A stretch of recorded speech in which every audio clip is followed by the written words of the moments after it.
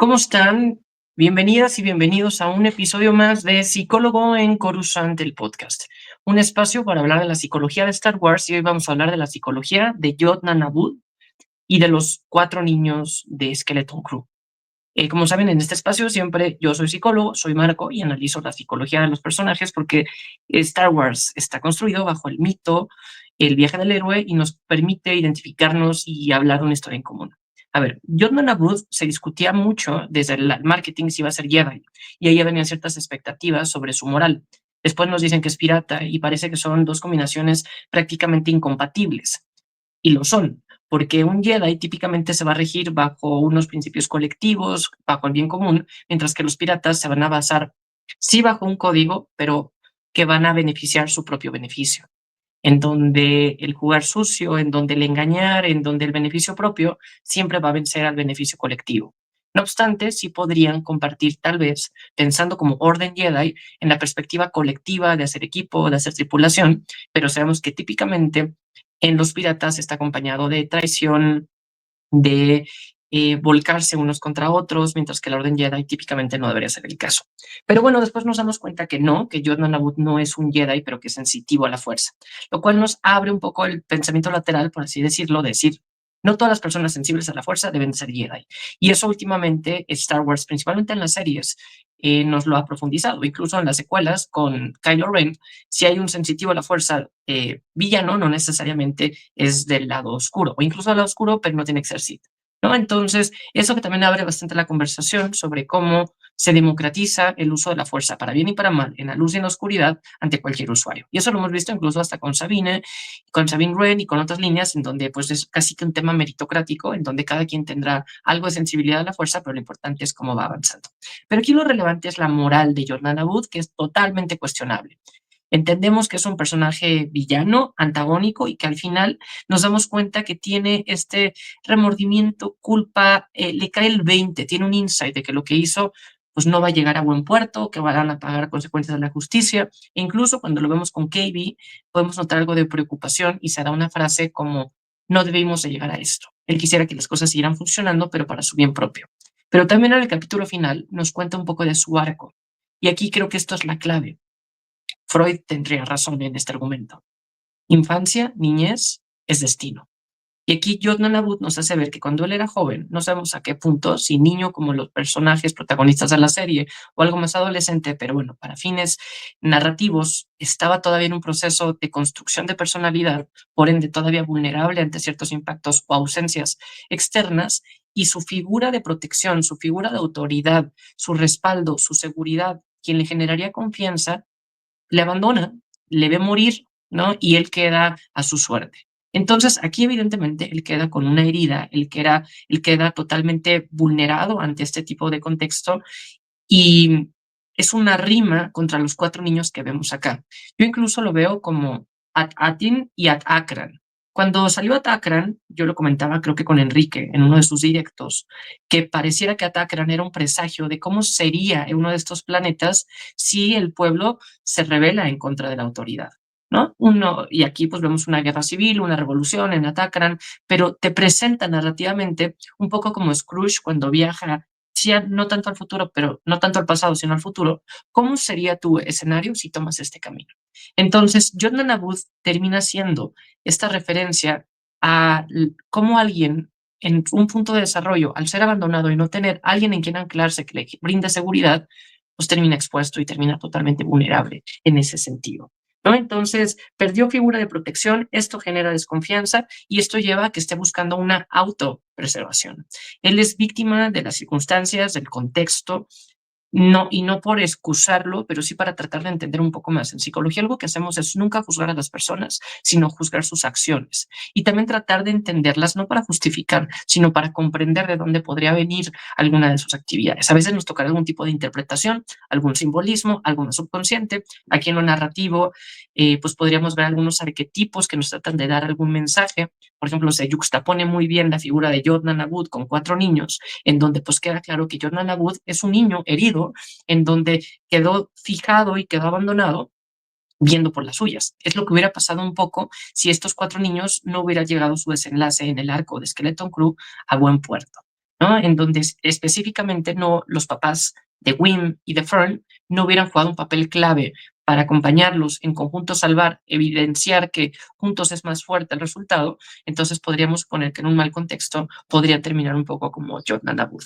Y aquí también algo interesante de Jordan Abud es que lo vemos a lo largo de la serie con múltiples identidades, ¿no? Y esto evidentemente pues es una jiribilla, es un truco para despistar a los potenciales enemigos, es algo típico de los piratas, es algo en este tipo de personajes con moral gris, con un arquetipo transmutador de intercambiar, de camuflajearse, no llamar la atención, se explica bastante bien. Pero también, si nos vamos a hacer un análisis un poco más profundo, podríamos entender que esto podría simbolizar la búsqueda de propósito que él tiene, ¿no? El haber sido abandonado en este punto clave de su niñez, en donde iba tomando un camino hacia la Orden Jedi y pasa una Orden 66, matan a su maestra enfrente de él, es abandonado a la suerte, no sabemos qué pasa con su familia, pues eso hace que él se vaya autoperseverando, que él vaya buscando su propio beneficio en una galaxia que se volca en contra de lo que él construía. Lo vimos en Kenobi, lo vimos en otros personajes, cómo el contexto termina afectando también a ti como personalidad y de ahí te agarrarás de las herramientas que tienes tú en tu personalidad para avanzar. Obviamente Kenobi tiene una formación mucho más avanzada, que puede sí tener una depresión, un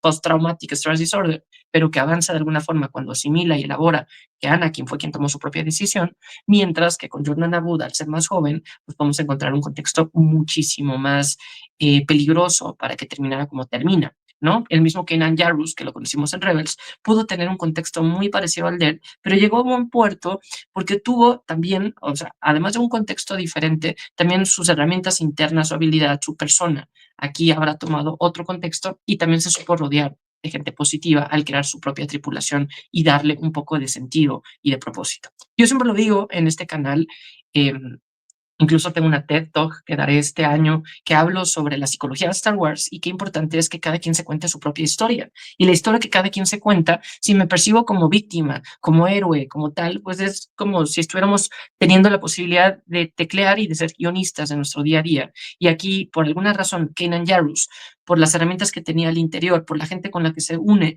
encuentra un propósito para llegar a buen puerto contra Jordan Abud, que no lo hace, se acerca tal vez con a Port Gorgo y se acerca con piratas y empieza a buscar por sí mismo, además de tendencias de personalidad que todas las personas tenemos, casi que temperamentales, orgánicas, genéticas, hormonales, sumado a pues todo el contexto, y esto lo va llevando a esta línea de ser un niño abandonado, que creció, sí, pero que sigue con ese tipo de heridas y que lo contrastamos muy bien en la narrativa contra los cuatro niños.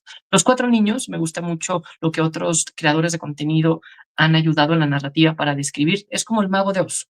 Recordarán estos cuatro personajes. El león, que podría ser Neil, en donde vemos a este personaje que le falta valentía y a lo largo de este coming of age, en este viaje del héroe, lo que él quiere a través del equipo, a través de salir de su zona de confort, a pesar de tener un grupo de apoyo en su familia, él dice, yo necesito entonces ahora un poco más de valentía y lo trabaja con Hannah y lo trabaja y se desarrolla en esa línea. Cada quien tenemos lo que hay que trabajar. Neil tenía que trabajar la valentía como el león del mago de Oz.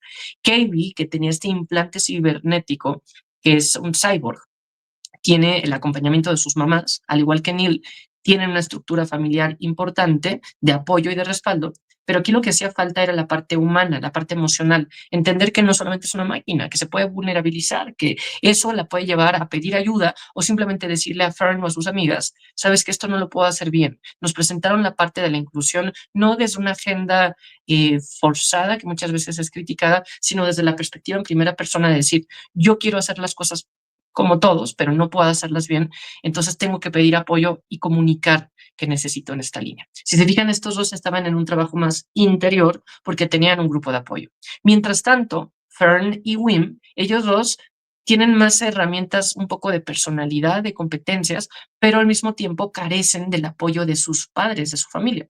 En donde Wim podríamos ver que es un poco como el espantapájaros, en donde lo que él hacía falta era un poco más de razón, de filosofía, de reflexión, incluso de inteligencia del espantapájaros. Y aquí podremos ver un poco más de inteligencia emocional, un poco más de, no quiero llamar madurez, porque la madurez es actuar de acuerdo a su edad y Wim actúa de acuerdo a la edad de un niño, pero sí de darse cuenta que pues las aventuras van más allá de salir con espadas, sino de tener un propósito de hacer equipo y de escuchar. Se ve muy bien cuando Wim con KB en el planeta nevado, en la Nupa, la escucha y va haciendo las cosas paso por paso sin ser tan impulsivo. Y por otro lado, Fern podría ser como Dorothy, que es esta líder que tiene una misión que es llegar cumplir el camino amarillo y llegar al objetivo, y Fern lo tiene igual. A ella le han potenciado su mamá muchísimas habilidades de liderazgo, pero con una expectativa, sobre todo para ella y para Fern, cada uno a su forma, de hacer algo que ellos no querían hacer, ¿no? Una expectativa y una proyección que termina siendo una carga para ellos. Y lo que vemos en el arco final en la serie es que ellos no están pudiendo acabar con Yod, no están pudiendo pedir apoyo, no están pudiendo quitar la barrera de Atatin, pero ¿qué es lo que hace? En ese momento se suman los papás de ellos dos, de los otros dos no era necesario porque ya estaban, ¿no? Tanto de Fern, las mamás de Fern, como los papás de Neil ya tenían el apoyo, pero aquí es muy simbólico cómo están los dos niños sin poder hacerlo, pero cuando se suma la fuerza del papá de Wim y de la mamá de Fern, es entonces cuando los niños llegan a su máxima potencia. Y así los cuatro niños cumplen y avanzan este coming of age, este viaje del héroe, este reto que todas las personas enfrentamos en el día a día, y lo integran, lo construyen y son una persona diferente, madura, que creció, que evolucionó a cómo empezó la serie. Y ahí nos damos cuenta que Jordan Nabud seguramente no pudo hacer ese arco y se quedó fijado. Y esa ausencia, esa falta que tuvo en su desarrollo, pues bueno, sin duda se lleva a su día a día. Entonces, hasta aquí mi análisis de psicólogo en Coruscant, nuevo año, nueva energía. Quiero conocer qué opinan, quiero agradecerles a quienes han estado aquí apoyando al canal. Si les gusta este contenido, por favor, primero activen notificaciones, que seguiré subiendo videos. Vienen cosas bien interesantes para mi serie favorita, que es Andor. Ahí se presta muchísimo para analizar. Si no se han inscrito, si no se han suscrito, gracias por suscribirse al canal, es gratis, no les cuesta nada y el algoritmo le ayuda a llegar a más gente. Gracias por darle like a este video. Si te gustó, pon en los comentarios qué es lo que opinas, te identificas, algo aquí en la línea. Y saben que no solamente creo contenido en YouTube o en donde lo estén viendo, si me están escuchando en Spotify o alguna plataforma de audio, gracias. Saben que lo encuentran también en YouTube y evidentemente en donde nació el contenido que creo, que ya van a ser 3 años de psicólogo en Coruscant el 1 de marzo, en Instagram, en donde hay más de 500 análisis. Entonces, pues bueno, hasta aquí su amigo Marco, psicólogo en Coruscant, emocionado por el 2025. Y pues bueno, como saben, y siempre lo digo en este canal, es el eslogan, es mucho más fácil hablar de estos temas si los proyectamos en una galaxia muy, muy lejana, así los hablamos en primera persona. Entonces, nos vemos en la próxima. Hasta luego.